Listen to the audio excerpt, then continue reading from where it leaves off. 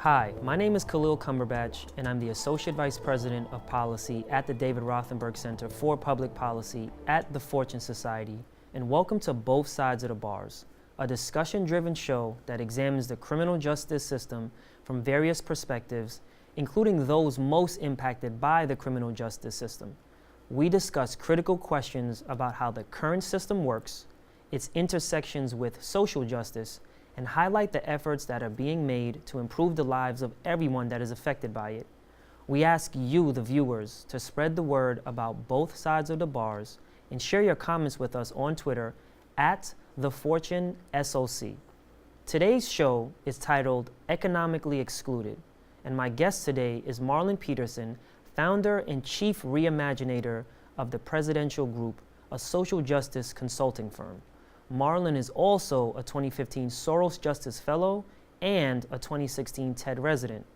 Recently, Marlon penned an opinion piece published by USA Today titled, "For Formerly Incarcerated, Little Room in Airbnb's Sharing Economy," discussing one of Airbnb's policies that discriminate against people with criminal records. Marlon, thank you for joining us. Of course, thanks for having me, Khalil. Yeah, no worries. So tell us about your experience with Airbnb, a very popular company that I think many people, particularly young people, millennials, are engaging with. Mm-hmm. So tell us about your experience recently. Yeah, well, I'm not a millennial, sort of. But a couple months ago, on the way to DC, I chaperoned 2 busloads of young folks to the March for Our Lives, convening down there in DC. And usually when I take these trips, I usually go down and I come right back. But since we have so many chaperones, I decided, well, let me just spend the weekend in DC. So I, attempted to book an Airbnb. I had been on the platform, at least signed on to the platform for maybe a year and a half prior to that, but never used it. Never had a reason, never thought about actually using the Airbnb when I travel. But this time I said, let me try it out for the first time. So I booked it. I thought I booked it, but it was taking too long to get back to me. So I ended up having to book a hotel in DC for that Saturday night. Actually, so on my way back to New York the following day on a Sunday evening, I get an email from Airbnb telling me that I've been permanently deactivated from the account, from the platform, based on, at that time, what they said to me was pursuant to uncovering of online records. So for me, I know that the only thing you can find about me online is my conviction, and I write about it, I speak about it very openly and honestly and publicly, and so that was it. And then a couple of days, I tweeted about it, and it got some traction online, and someone reached out to me from Airbnb and told me, frankly, oh yeah, well, we denied you because of your conviction. That was it. In fact, the person said to me, so I've given a TED Talk speaking very much about these issues of discrimination, and also about, the false dichotomy between, perpetrator and a person who'd been harmed, and using my personal experience with crime as a part of it. So this person had said to me, yeah, I'm familiar with your TED Talk, I'm familiar with the work that you do, I'm actually in admiration of it, but this is our policy, and you're permanently deactivated from Airbnb. So this is a person that worked at Airbnb, reached out to you in an unofficial capacity saying, although I'm an employee of this place, I really do respect your work. However, this is our policy and we're abiding by it. Yeah, I mean, it's a question of whether or not it's official or unofficial still. But I do know that, the person definitely is an Airbnb employee. And, they said that it was it was decided upon because it reached even to the CEO of Airbnb. It was suggested that this person reach out to me and tell me about it personally, about why I was taken off the platform. In fact, they said this is usually a job of a subordinate within a company, but I'm reaching out to you because of the traction that it got online. So, Airbnb pretty much were frank and comfortable with saying we can discriminate against people blanketly for convictions in the past. So what makes it okay for them to do that? I mean, that's a good question. I think, so on their policy, you can do some research about their policies online. There is a part about criminal convictions, and there are some disqualifying convictions, but it's also it's not transparent, it's also very vague. So one, there's no time frame between conviction, arrest or conviction, and the actual, getting on the Airbnb platform. There's no grace period to say, well, this person's been home 3 years, a year, 10 years, 15 years, 20 years. There is no grace period. And not including the time that they may have served, right? Not so including it could be from conviction, you may have served 15 years and now get on the platform 5 years, and it could have been 20 years since your last, to the last time that you committed a crime. Well, that is the case. I was arrested in 1999. This is 2018. From which I was denied a platform. I've been home since 2009. So, and I've been off of state supervision since 2014. So, there's no rhyme or reason for it. And not only that, Khalil, but it doesn't take in consideration who the person is now. And I think when it comes to employment, when it comes to entry into higher education, there needs to be, we have already crossed that boundary where we realize it's important to take in consideration who this person is now, what they are about, what they're doing in their lives, how they're leading productive lives as citizens amongst us. And Airbnb as purportedly progressive platform where they want to build an inclusive community, international community, global community, it's not only odd, but I think it's very telling how they can disregard an entire constituency. In America, there's 70 million people with a criminal conviction, 20 million with a felony conviction, and they've completely disregarded that us, who are, we have buying power, spending power, we have political power in terms of the vote in many spaces, and they have not taken that into consideration. And so when the person signs on to the Airbnb platform, when you register for an account, is it correct that as a part of you agreeing to all of the terms and conditions of that agreement, that you somewhat agree to to this policy? Well, apparently so. And the other thing that when you sign on the Airbnb's platform is that you waive your right to pursue litigation. As a part of their terms and agreements. Yeah, it's like, so if you want to activate, if you want to participate in this platform, you have to agree to this part of the terms. Yeah, but it's also not explicit. I didn't know that. There is no place that says, oh yeah, here's an asterisk if you are convicted, et cetera. There's nothing there that gives me a warning to make a decision. Maybe I don't even want to be on this platform if they're going to do a background check on me. Give me the option. It's just something that's implicit. And I think, and since then there have been other people throughout the country who've reached out to me and said, oh wow, this has happened to me. Other formerly incarcerated people, yeah, who've reached out to me across the country and said, oh wow, this has happened to me too. Wow. And I think that's many of these folks are in shadows in many ways. And be clear, I am very aware of the complications of people with a conviction, right? I was convicted of a violent crime. So of course I understand wanting to have some awareness of who this person is, who's coming on my platform. I understand that, but it shouldn't stop there. If you want to know who this person is, understand who the complete and entire person is, not just this part of the person. And plus for you, someone admittedly so, from the Airbnb representative and from folks who know you and know your work, someone who has traveled not only this country, but the world, talking about all of the issues revolving around socioeconomic status, issues that lead to crime, issues that are involved in a slew of things, particularly around youth, giving a TED talk and all of this stuff. And yet, and still, they say that is indeed the reason why we're using to actually say that you can't participate here and to receive a permanent exclusion. So for folks in different parts of the country that don't have that level of exposure and don't have the level of advocacy work that you've been able to put forth, I can imagine how they would feel also just quiet and just say, you know what, I'd rather just not participate. Yeah. So where are we at now with this entire Airbnb situation? And more particularly, I would love for you to articulate to the listeners and to the viewers, why is this wrong, right? Because I feel like there are people who will hear this and say, you know what, I don't know if I would want to rent to you if you've had a criminal record. And you laid some of that out and you said, but the number of people is around 70 million, 20 million of which have a felony conviction. We're not talking about a small segment of the overall population. We're talking about a huge chunk of the U.S.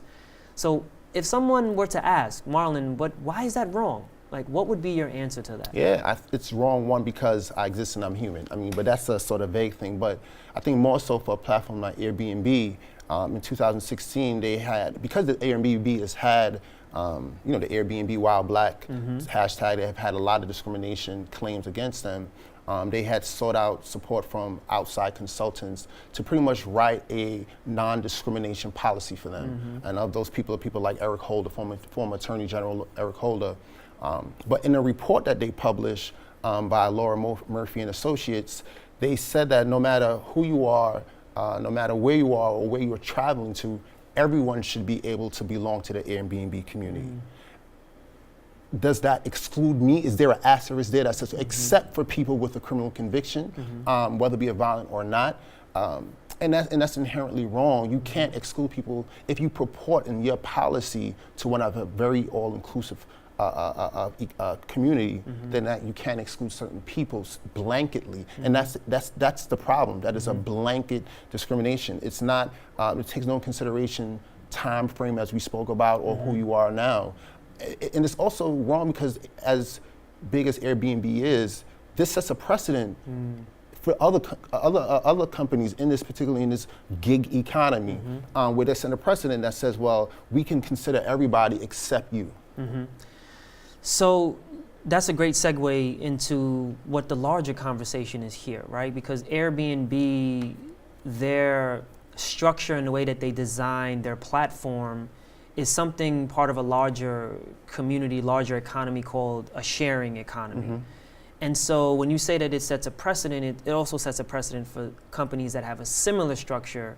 So talk a little bit about that and why this conversation with Airbnb has larger implications and what those implications are. Yeah, definitely. For one is, as I said, there's people who reached out to me who have formerly incarcerated folks who've reached out to me saying they've had a similar experience, but there are also there are quite a few formerly incarcerated people that I know personally who are on Airbnb who have had serious convictions and who are guests and hosts. So for one, the question is this an arbitrary sort of policy? Do you pick and choose who you want to disqualify and who you want to allow to be on the platform?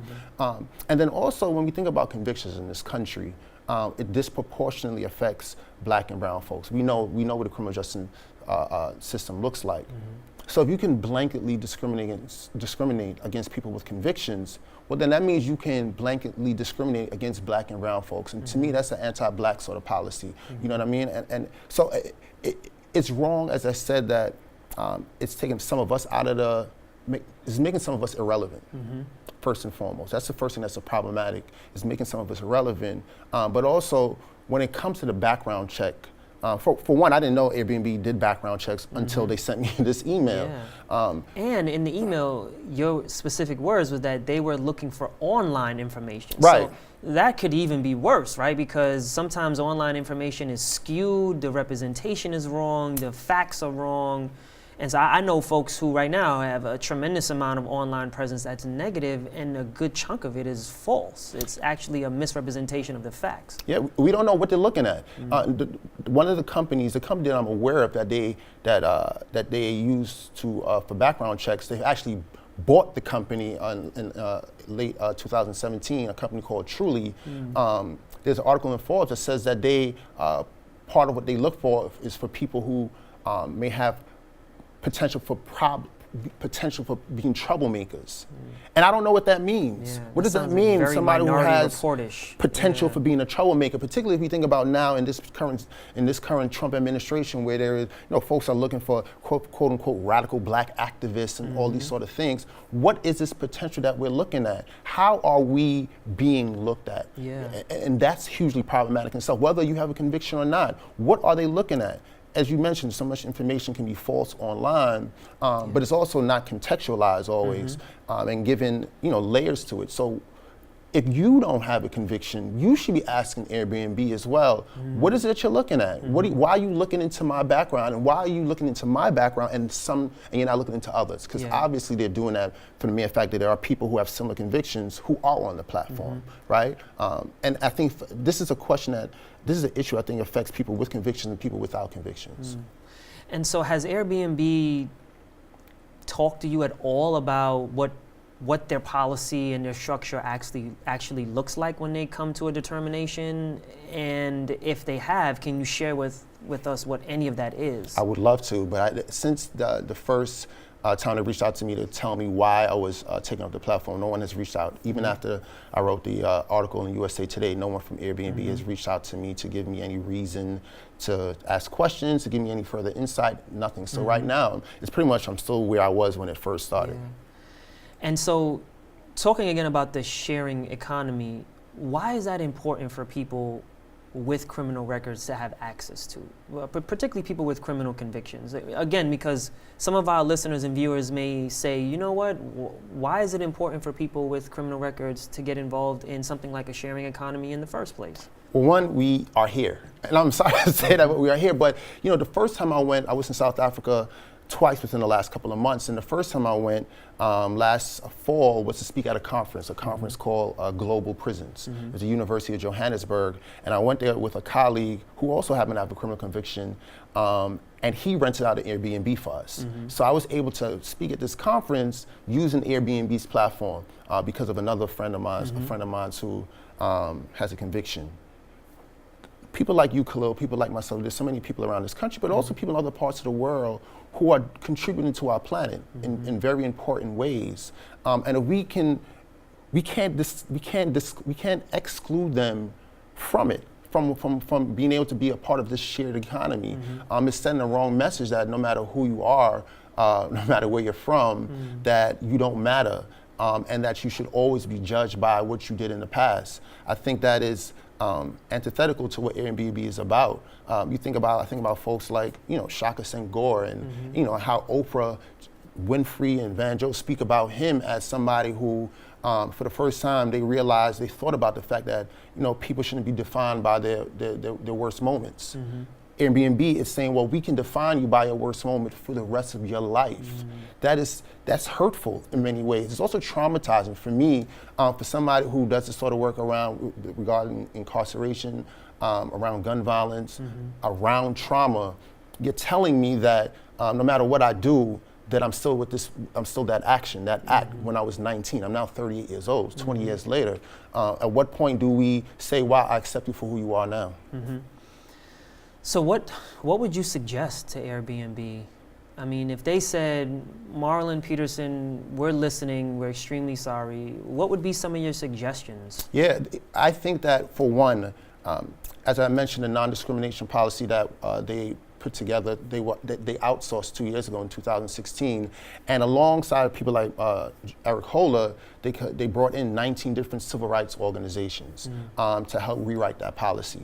I think that they should bring in organizations that do work around Vanderbox, organizations that do work around like the Fortune Society, organizations who have expertise in this particular area to rewrite this policy for them. I think that they should build in transparency to this background check process. We need to know who, what, where, and what is exactly that they're looking for. I think that they need to add, I'll give you this one thing. As I was in South Africa a couple months ago, and I was at the Nelson Mandela Foundation, and we all know about Nelson Mandela and his legacy as somebody who spent 27 years in prison.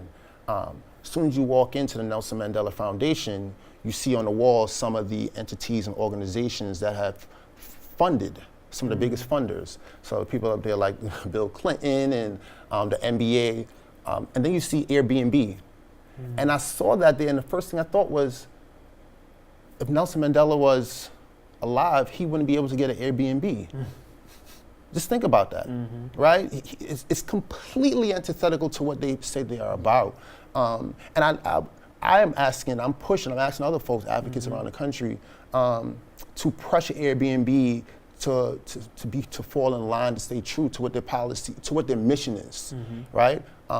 If you have a mission where as I said before, no matter who you are, where you are, and where you're traveling to, you should be able to belong to Airbnb community. You should include people with convictions. And to add to that list of amazing folks who have moved past a criminal conviction and some involvement in the criminal justice system, I would also ask, would Martha Stewart be excluded from? I'm sure they'll take her money though. Because I think when people hear criminal convictions and they see you as a black man, they think of Nelson Mandela as a black man. it in many respects highlights the many issues that exist in society that allow us to negatively interpret someone's potential actions based solely on their physical representation, and that skin color, physical physique, all of that. But when you think of someone like Martha Stewart, I would dare to say that that would not ever be an issue. And so, again, leading to the question, is this truly a blanket policy? And if so, what is the procedure that you're using to follow it and to make sure that it is not arbitrary, that it's not just based on someone sitting at a desk and looking at a picture of you and saying, well, I don't like this person because how they look or what they said in a TED Talk or what they wrote in an article. So just wanted to kind of hone that out for our listeners and our viewers. So has anyone from Airbnb at any point suggested that they are open to hearing some of your suggestions around policies that they could put forth to eliminate such a blanket ban? There's some other people who, as I mentioned, there's other folks who reached out to me and said this has happened to me also, and they have said that Airbnb has reached out to them to potentially meet with them. I don't know the specifics of what is going to happen in those conversations. I don't know what the purpose is in Airbnb reaching out to them and not, say, me, for instance. But that's all information I have there. But that speaks again to the lack of transparency and consistency in what it is that they are doing. Yeah. We don't know how they are implementing these policies. Why? What's the rationale? Who's making the decisions? Are they sending out blanket emails? Are these rubber stamp emails? We don't know what is going on, and I think that we deserve transparency, primarily because of who they purport to be. I think we deserve that level of transparency. So what are some of the other shared economy platforms that you're aware of? And do you know if any of them have similar policies that just offer a blanket indefinite ban from participation? Well, I mean, I know that Uber was in the news recently. There's a report on CNN a couple of weeks ago where there was a good amount of drivers who were alleged to have committed acts of sexual assault. And before or after they were Uber drivers? No, as Uber drivers. As Uber drivers. And because of that, obviously because of how harmful that is, Uber, there was a lot of backlash, and these people happen to have convictions. So there was a lot of backlash towards Uber from the public saying, well, why are you hiring people with convictions, criminal convictions? And to me, that was problematic. So Uber's policy is a little bit different from what I understand. Like, there is a 7-year grace period. After 7 years, you can be considered to be an Uber driver. So there's other similarly structured companies that Airbnb could be looking at to gain a policy that does offer some structure and put some level of policy in place so that it's not an arbitrary decision. Yes, certainly. I mean, Airbnb can set a precedent. You know, the Precedential Group, just plug in that. But Airbnb can set a precedent. Here's the thing. We are moving towards more of a gig economy. And when you say gig economy? So the apps, Airbnb, there's so many other apps you can use on your phone where you can get services for yourself, access to different places. And we are, as a society, moving more and more towards a community on our phone. That's the gig economy.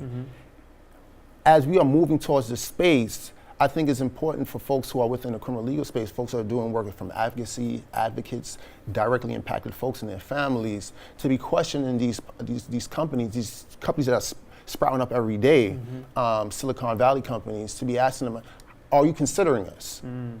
Because I think we don't want to wait until I get into an Airbnb situation where I can't, get a rental from Airbnb. We don't want these platforms to build up these huge companies, and then say, oh yeah, well we didn't think about you. So they have an opportunity. We have opportunity now to engage with these companies as they build up these platforms to figure out how to be inclusive of everyone and how to be much more considerate around people with convictions and contextualize it properly. And I think just one last thing, I think these companies could do a great job of bringing in people who are directly impacted into their companies in various spaces to be able to help inform their policies.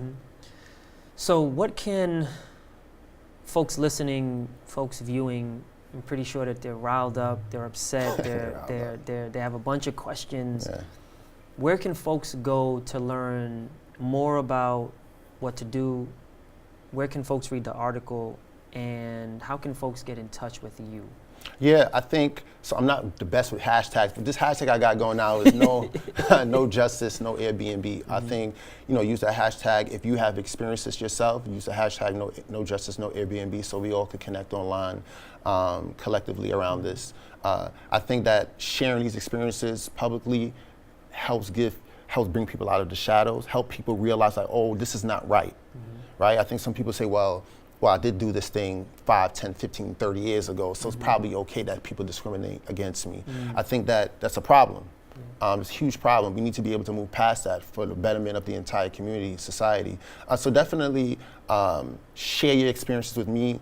I'm on Twitter, _ Marlon Peterson. Send an email to me at decarcerated@bprecedential.com, PRECEDENTIAL, so that we can think about collectively in a critical mass about how we can not only address the Airbnb issue, because it's really big in the Airbnb. I could care less, honestly, Khalil, about being back on the Airbnb platform. It's not even about me. If it was about me, I would probably have just accepted it and said, okay, let me move on with my life, right? It's more so, this is an advocacy opportunity, right? This opportunity that says, for me, this happened to me, how many other people is this happening to? And in what other spaces is this happening? So that this is much more about us collectively showing that we're a constituency who is ready to resist and fight against any of these policies that discriminate against us. And real briefly, where can folks go to learn more about the Decarcerated podcast? Yeah, the Decarcerated podcast, you a guest on it, no question. Yeah. So on marlonpeterson.com website, you can find out about the podcast, but on iTunes, SoundCloud, iHeartRadio,